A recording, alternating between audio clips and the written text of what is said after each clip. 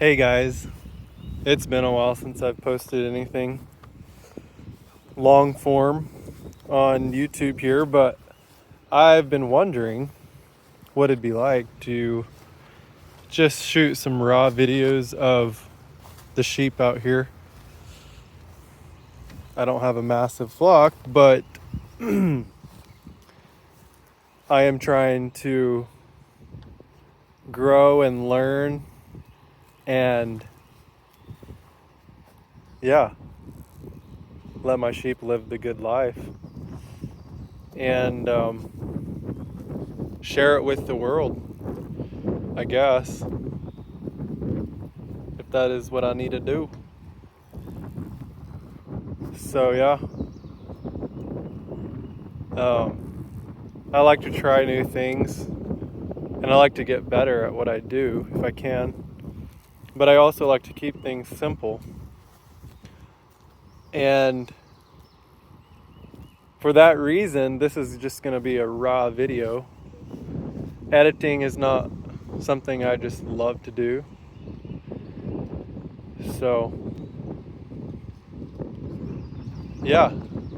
if you want to watch raw videos from the farm, this might be the channel to subscribe to. But I also have thought about reading some of the stories that I write and send out to my email newsletter every week here on the channel, and seeing if that's of any interest to anybody here. And I have it written out here on a piece of paper, copied it off actually from last week's newsletter. It was March 27, 2026 when I sent it out. And I'll just read it here. And I know it's a little windy out here, but I'll read it to you while the sheep are grazing, living their good lives. So here goes. Man, I felt a little disgruntled last week going into this one here. That was March 27 when I wrote that, like I said before. Because apparently spring is in full bloom, as you can see. Well, you probably can't really see. The trees are greening up and grass is coming out. But anyway, other than random cold blips, and the sheep had their paddock nibbled down to just a few little green shoots of grasses here and there while still subsisting on their winter hay diet. And this is not the same paddock that they were in. But anyway. Oh, and they were topping that off with apple cider vinegar spiked water. It's not like there were major issues with their health though, as far as I knew at that point. So to put it simply, I just felt bad for them. Like, here's all this green grass popping up all over outside of their paddocks with the smell of it wafting over the fence as a constant temptation to them. But so be it, I reasoned. I would have already moved them to greener pastures if it hadn't been for this epic grazing course I bought and mentioned in one of my recent emails, where the expert grazer, yes, that's a job title, said, don't start grazing your sheep too soon on young spring grasses or else they'll scour, and other scientific jargon. So, like a good little student, I waited. Then I learned, by the way of this grazing teacher, that my foragers were possibly low in protein.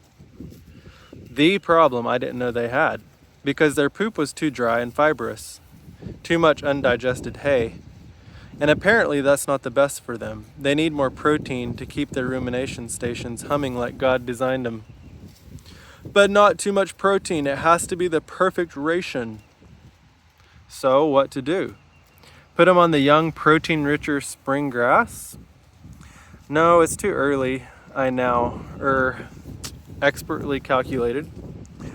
Feed them soy meal to get their protein intake up, the grazer recommended.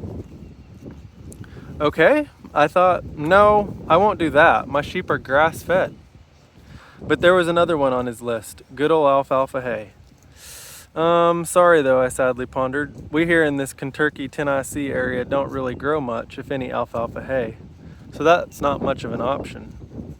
But then the solution unfolded before my eyes. Or maybe better, put this way, between my ears.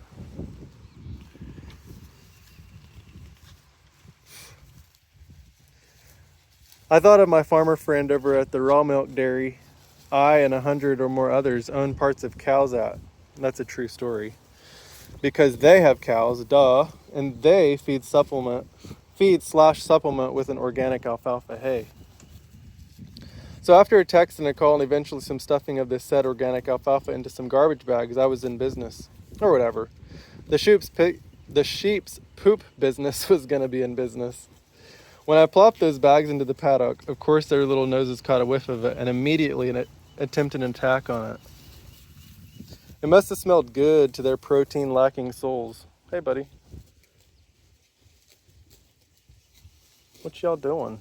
You listening to the story too? But before I could shut the door on the woodshed so the foragers couldn't just gorge themselves on it, good old Prissy, she's over there, the farthest one over there. Right there. That's Prissy. She's ever curious. She put her nose in my business in the alfalfa there and started a taste testing session. She fell in love with it immediately, and it turned out they all loved it. It made me old heart happy to see such a sight, and I felt like I was on the right track with making them happier while we waited for the move into fresh grass. Plus, it was hopefully going to help their poop to the right consistency. And I think it did, slightly. But I still couldn't hold myself back a few days later anyway, and moved them to a fresh paddock, this one here, which is not so fresh anymore, where the bounty of spring was waiting for them. Come too much protein or scours, I didn't care. And even though I put the alfalfa and hay bale in their new paddock, they seem to have lost most of their appetite for it.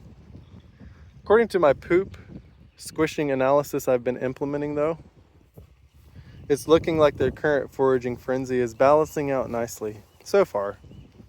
Now that I've learned a little better of how long the fibers in their feces should be, a 1/4 inch and no more, FYI, according to the expert grazer anyway, I know that poop and my sheep's happiness levels are very much related.